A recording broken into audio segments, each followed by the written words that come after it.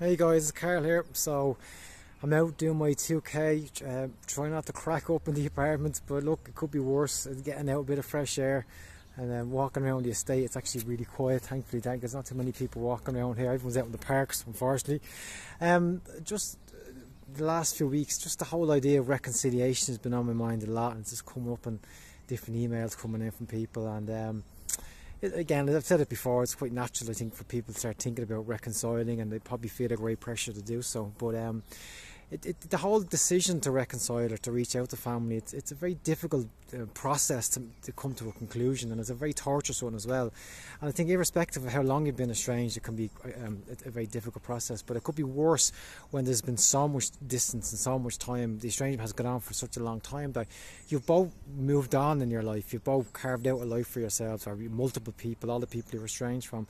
So it may be harder to come back together because there's just so much distance. You just haven't been part of each other's lives for so long. But again, despite that, it's still quite a difficult decision for people to make. And with my clients, we try and find some way for them to help them. I can't make the decision for them. They have to make it themselves. But maybe help them along in that decision-making process. And one thing I do, and it's really basic, is just a pros and cons list. Just writing down all the good aspects and the negative aspects of reconciling. And again, they're not going to come up with a magical answer down, but it just gives them a different perspective and might get them thinking a little bit more about what was good about the relationship versus what was bad, and that might help them think a little bit differently about the whole relationship and how to move forward. But again, for some that's overly simplistic, and family that's a very cognitive process. Family is an emotive it's a construct, so you might necessarily find the answer through thinking, through rationalising. But again, everyone is differently, and you have to find a different approach for different people.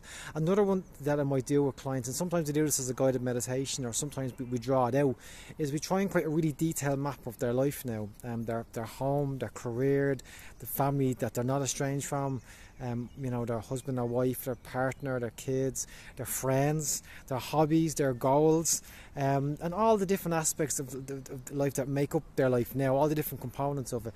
But also integrate events, like recent events, weddings, births, christenings, graduations, really important birthdays, landmark birthdays, and again, we're trying to paint a detailed picture here. And then it's a simple question: does the people you're estranged from, do they belong here in this life? Would you like them there? Did they belong? If there was a wedding last year and they weren't at it, should they have been there? There was a christening recently, should they have been there? If there are future events coming up, is there birthdays, is there future weddings, and that you really want them to belong to be there, or maybe you feel like they don't belong there.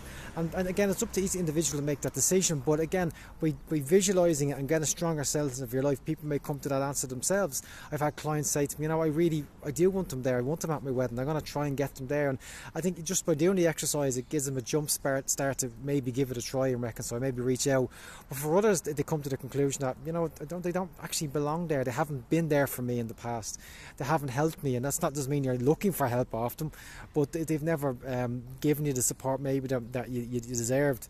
And based on that, people make the decision that no, they don't actually belong in my life. But that works two ways as well, because the people you're estranged from, they might have the same feelings as well. They're off living their own life. And again, you have to, if you want to reconcile with them, it's asking yourself, well, do they want me as part of their life? Have they demonstrated that? And again, you may not know what's happening in their life, but try and get a sense of the different aspects of it and where you might fit into that. And you might find that you don't fit into it, or you might decide, no, I think they would want me there, for different reasons, maybe for the kids or for themselves or for anything else. Again, it's not easy. It's a difficult question to ask yourself: does your family belong in your life, or your estranged family member?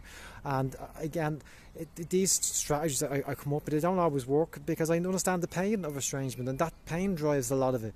And a lot of the pain has nothing to do with now, and I'm talking about the intergenerational nature of it. I would work a lot with adults who are estranged from their parents, and you can see that their parents are carrying a huge amount of pain, probably from their own relationship with their own parents, that it was never resolved. They never worked on it. They weren't comfortable going inwards to really deal with it, so it just gets projected onto their relationship with their adult children, or trying to resolve it through their relationship with their adult children. Maybe they're expecting their adult children to conform, to adapt, to apologise, to behave a certain way, and that interferes with the adult's ability to just be themselves and to live their own life and to not have to carry a burden of responsibility. But again, that's just one dynamic. I know not every estrangement between adult children and their parents is the same way. I keep saying it, I know lovely parents who were estranged from their adult children and they haven't really done anything wrong. But just so many other factors. There was influences outside the family. One that's coming up a lot is someone is married to somebody, and then the person who they're married, they don't get on with the parents. And that leads to a subtle estrangement, which can then lead to an even bigger estrangement later on. That's come up quite a few times lately. And if you think about it, that's someone comes from a different family system and a whole different way of relating and living and communicating, trying to integrate with a different family. And you would hope that they would integrate well, but they don't always integrate well, and sometimes it just leads to lots of problems and lots of conflict and misinterpretation and miscommunication.